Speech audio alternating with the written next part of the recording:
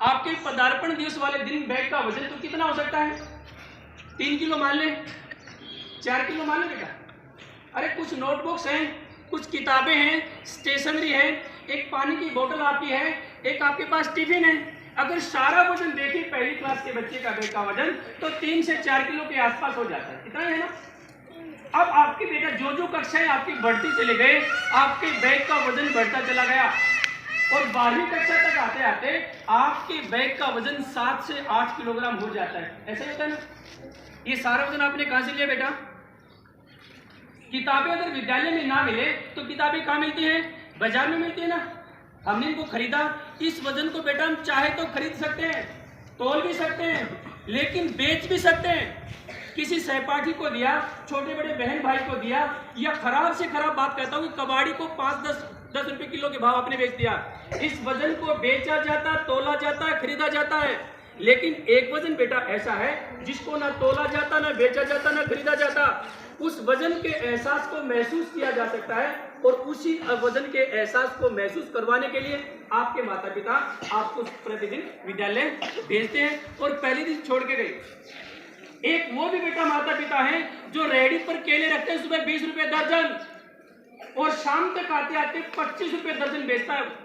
माने 5 रुपए प्रति दर्जन मुनाफा कमाने वाला माता पिता भी बच्चों को कहाँ भेजता है?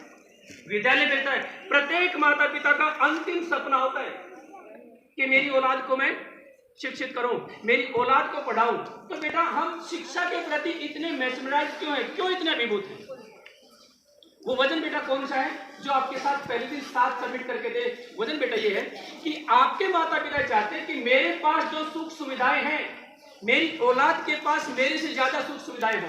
ये वजन आपके माता पिता पहले दिन साथ सबमिट करके देते हैं। एक वजन और देते हैं, वो ऐसा मानते हैं कि बिना विद्या के, बिना ज्ञान के, बिना विद्यालय के, बिना अध्यापकों के सानिध्य के अच्छे और बुरे की परख नहीं होते।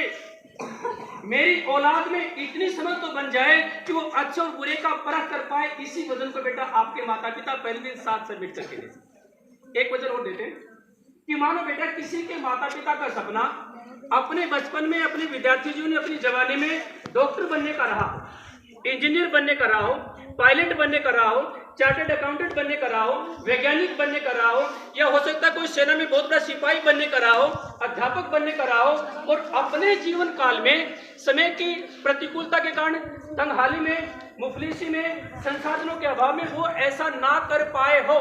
जैसे कि मानो इस बेटे के पिताजी का सपना अध्यापक बनने का रहा हो, तो इसके पिताजी चाहेंगे, और जो इसके पिताजी चाहेंगे बेटा, उस सभी के माता पिता चाहते हैं कि मेरी औलाद के सामने मैं एक ऐसा एनवायरनमेंट क्रिएट करके दूं कि चलो मैं तो डॉक्टर नहीं बन पाया, मेरी औलाद डॉक्टर बन जाए। ये बात बेटा आपको समझ में? इसी वजन को आपके माता पिता पहले दिन साथ सबमिट करके देते। इसको थोड़ा आसान करो। प्रतिदिन बेटा आपको प्रार्थना सभा में डायरेक्शन मिलती है ना, और किसी एक दिन आपको कहा गया उस दिन आपकी यूनिफॉर्म कंप्लीट नहीं होगी। भाई आपके पास टाई नहीं थी, या बेल्ट नहीं था, जूता नहीं था, सॉक्स नहीं थे, या आपकी पैंट शर्ट कुछ भी आपके पास उस दिन कंप्लीट यूनिफॉर्म नहीं थी, और आपको सख्त लहजे में कहा गया कि जब तक आपकी यूनिफॉर्म कंप्लीट नहीं होगी आप विद्यालय नहीं आओगे। ये आपकी समस्या बन गई ना बेटा। और ऐसा तो विद्यार्थी जीवन में कई बार होता है कि नहीं होता? होता है ना। अब ये आपकी समस्या बन गई। इस समस्या को लेकर बेटा आप अपने घर में गए, और आपके घर में उस दिन आपके माता पिता एक बात पर मंत्रणा कर रहे हैं कि उस दिन आपके घर में घी नहीं है। खत्म होने की चीज है ना। वो बातचीत क्या करते हैं कि घी किसके घर से लाया जाए, वो महंगा देता है, वो कम तोलता है, उसके घर का घी खराब है। और उस दिन संयोग से आपके घर में केवल 1000 रुपए हो। आप तुरंत गए इसी बातचीत के बीच में, और आपने अपनी फरमाइश रखी कि आज मुझे स्कूल में इस बात के लिए कहा गया कि जब तक मेरी यूनिफॉर्म कंप्लीट नहीं होगी मैं विद्यालय नहीं जाऊंगा या जाऊंगे। तो बेटा मैं आपसे पूछता हूँ कि आपके घर में घी आएगा कि आपकी यूनिफॉर्म कंप्लीट होगी? बताओ। यूनिफॉर्म होगी ना, जबकि घी पूरे परिवार की जरूरत है। यूनिफॉर्म तो आपकी व्यक्तिगत जरूरत है। पूरे परिवार की जरूरत को आपकी व्यक्तिगत जरूरत के ऊपर कुर्बान कर दिया, न्यौछावर कर दिया। किसने किया? किसने किया बेटा? आपके माता पिता ने किया। क्यों किया?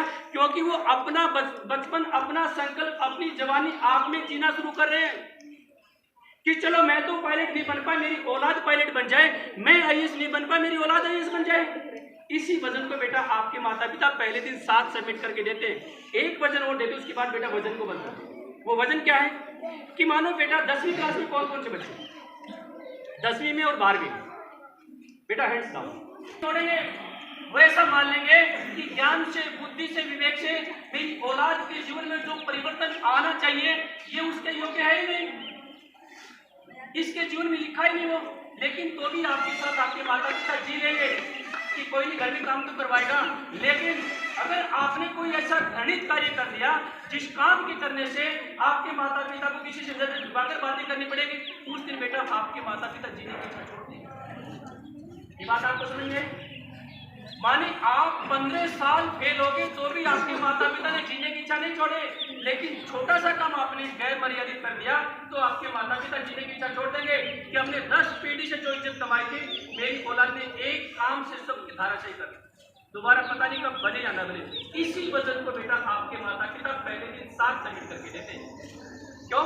तो क्यों अभी वो मानते हैं कि बिना शिक्षा के बहुत बड़े बदलाव की उम्मीद नहीं की जा सकती। तो आपको शिक्षित करने के लिए भेजते हैं, जो बातें बेटा आपको बताई जाती है उनको जीवन में उतारने के लिए आपको यहाँ भेजते हैं। अब वचन को बेटा बंद करता हूँ। अब आप ये बताइए।